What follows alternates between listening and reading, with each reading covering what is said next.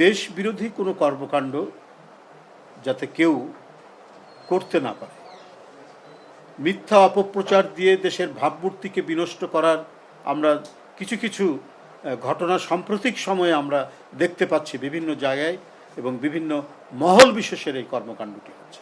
অদ্ভুত অদ্ভুত কথাবার্তা বলছেন বিরোধী দলের নেতৃবৃন্দ। বিরোধী দলের একজন নেতা বলেছেন, আমরা এক ফ্যাসিবাদ বিদায় করেছি, আরেক নতুন ফ্যাসিবাদ তৈরি হচ্ছে, তাকে বিদায়ের জন্য আমরা প্রস্তুত। তো ভাই, আপনারা নতুন কোন ফ্যাসিবাদের কথা মিন করছেন? বর্তমান সরকারকে, বিএনপিকে? আমরা দেখেছি যে পুরনো যে ফ্যাসিস্ট গোষ্ঠীর সাথে আপনারা বারবার আঘাত করেছেন, বারবার তাদের সাথে আন্দোলন করে আন্দোলনকামী একটি দল যারা চ্যাম্পিয়ন ছিল গণতান্ত্রিক আন্দোলনের প্রতিটি মুহূর্তে, কি এরশাদের আমলে বা পরবর্তী পর্যায়ে, আপনারা তাদের বিরোধিতা করেছেন। এবং আপনারাও যে ফ্যাসিস্ট চিন্তা চেতনা লালন করেন এটাও জনগণ জানে, এটা প্রত্যেকটি মহল এই বিষয়টি জানে সমাজে, যে আপনাদের চিন্তাধারা যে কত ভয়াবহ, দলমন্যতা সম্পন্ন এবং কি পরিমাণ আপনারা দলবাজ। এই দলবাজ থেকে, দলতন্ত্র থেকেই তো ফ্যাসিবাদের জন্ম নেয়।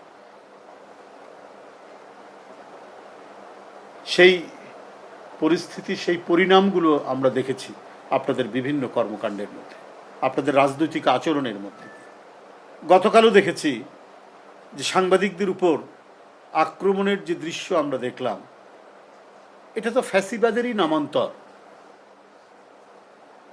তো সুতরাং এই ধরনের উদ্ভট কথা বলে জনগণকে বিভ্রান্ত করা যাবে না। বিএনপি গণতন্ত্রের অদম্য শক্তি, গণতন্ত্রের নীতিমালা নিয়েই এই দলের জন্ম হয়েছে এবং বহুদলীয় গণতন্ত্রের যারা যাত্রা শুরু করেছে, যারা জন্ম দিয়েছে, তারা প্রতিটি সংকট, যখনই গণতন্ত্র বিপন্ন হয়েছে, মানুষের কথা বলা এবং চলাচল রাজনীতি করাকে যখন বন্ধ করেছে, তখন এই যুদ্ধের প্রধান সেনাপতি হিসাবে কাজ করেছে বাংলাদেশ জাতীয়তাবাদী দল এবং তার নেত্রী এবং নেতারা। দেশনেত্রী বেগম খালেদা জিয়া আজীবন সংগ্রাম করেছেন গণতন্ত্রের জন্য। স্বয়ং ফ্যাসিবাদের প্রধান প্রতিভূ শেখ হাসিনা নিরন্তরভাবে অপপ্রচার করেছেন বর্তমান প্রধানমন্ত্রী জনাব তারেক রহমানের বিরুদ্ধে এবং তার সাঙ্গপাঙ্গরাও করেছে। তাদের কাউকেও গ্রেপ্তার করা হয়নি, শেখ হাসিনাকেও গ্রেপ্তার করা হয়নি এই মিথ্যা অপপ্রচারের বিরুদ্ধে। এবং তারা ক্ষমতায় এসেও প্রমাণ করতে পারেনি, তারা যে অপবাদগুলো দিয়েছিল আমাদের প্রধানমন্ত্রীর বিরুদ্ধে, সেই অপবাদগুলো প্রমাণ করতে পারেনি। তার মানে ওরা যে মিথ্যা কথা অনর্গল বলে যেতে পারে, সেটা নতুন করে আর তো প্রমাণ করার তো কোনো দরকার নেই। কারণ ফ্যাসিজমের বৈশিষ্ট্যই হচ্ছে যে অপপ্রচার দিয়ে, মিথ্যাচার দিয়ে জনমনকে প্রভাবিত করা।